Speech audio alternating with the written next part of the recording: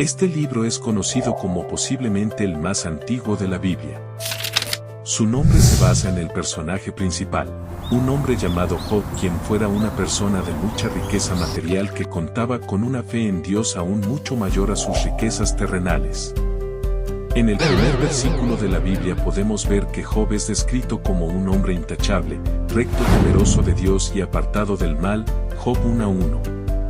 En la historia vemos que el diablo viene a Dios para decirle que la única razón por la cual Job tiene tanta fe en Dios es porque le ha permitido tener grandes riquezas y le ha otorgado un gran favor, y no por virtud de su fe genuina en Dios. Así que el diablo le dice a Dios que si tan solo le quitara toda la riqueza material que tiene Job, seguramente renunciaría a su fe.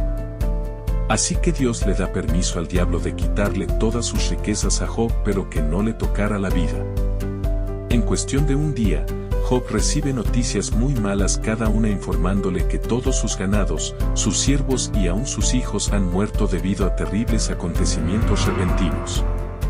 Al escuchar tales cosas, Job rompe sus vestiduras, se corta el cabello de la cabeza, pero aún así se humilla ante Dios en oración. El diablo se presenta nuevamente frente a Dios para decirle que, si tan solo permitiera que Job sufriera dolores y agonías físicas, entonces seguramente renunciaría a su fe. Dios, estando seguro del carácter, virtud y fe de Job, permite que su salud sea afligida sin quitarle la vida. Rápidamente el cuerpo de Job es cubierto de llagas en su totalidad, y fue en ese momento que la esposa de Job le dice que es mejor que maldiga a Dios y que se muera en lugar de vivir así, a lo que Job le contesta: aceptaremos el bien de Dios y no aceptaremos el mal. En todo esto Job no pecó con sus labios. Job 2:10. Tres de los amigos más cercanos de Job llegaron con él para darle apoyo y se sentaron en silencio junto a él por 7 días en reverencia a su duelo, dolor y pérdida.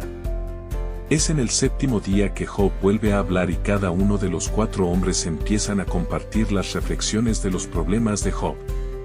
Job maldice el día en que nació y compara a la vida y a la muerte con la luz y la oscuridad. Con todo esto, Job lamenta que su nacimiento haya sido en oscuridad y desea no haber nacido, pues cree que la vida solamente incrementa su sufrimiento. Su amigo Elifaz le responde que, aunque Job en el pasado había ayudado a mucha gente con su dolor, pero nunca había experimentado tal dolor. Elifaz concluye sus pensamientos diciendo que lo más seguro es que su dolor se debe a algún pecado pasado y le recomienda que por lo tanto busque el favor de Dios. Sus otros 2 amigos, Bildad y Zofar, concuerdan que todo el dolor de Job debe ser por causa de alguna maldad que provocó la ira de Dios, por lo que debe de procurar actuar de una manera mucho más pura e inocente.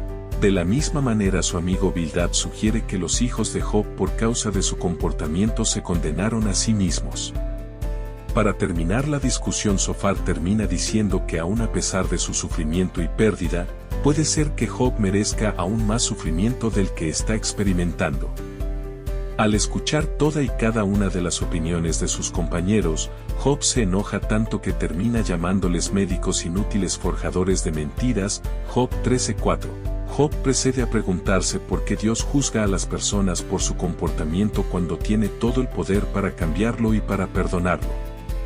Job sigue perplejo y confundido para poder entender cómo un humano puede satisfacer la justicia de Dios, ya que sus caminos son misteriosos y sobrepasan la comprensión humana.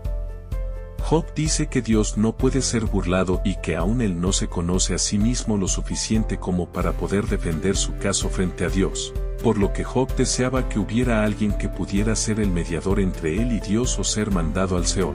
Job cree fervientemente que hay un testigo o un redentor en el cielo que testifica a causa de su integridad. Job 16. El sufrimiento es demasiado para Job, por lo que se vuelve amargado, ansioso y con mucho miedo. Job deplora la injusticia con la que mucha gente vive sin que Dios los rectifique, mientras que él y muchas otras personas que viven en rectitud sufren, por lo que quiere ver a Dios cara a cara y protestar, pero físicamente no lo puede encontrar. Job continúa argumentando que la sabiduría es ajena a los humanos, pero aún así decide seguir buscando sabiduría y temor de Dios y evadir el mal. Eventualmente Dios interviene en la plática y le dice a Job que sea valiente y le explica varios detalles sobre la creación. Al darse cuenta Job que la persona que tiene enfrente es Dios, se postra y reconoce el poder infinito de Dios y acepta las restricciones de su entendimiento humano. La respuesta de Job agrada a Dios, pero se queda enojado con los compañeros de Job por haber dado mal consejo, pero Job interviene por ellos y Dios los perdona. Dios procede a restaurar la salud y vida de Job dándole el doble de las riquezas que antes poseía y una nueva familia. En la historia vemos que Job nunca renunció a su fe, cementándose como un gran ejemplo de fe en Dios en medio de todas las pruebas y sufrimientos.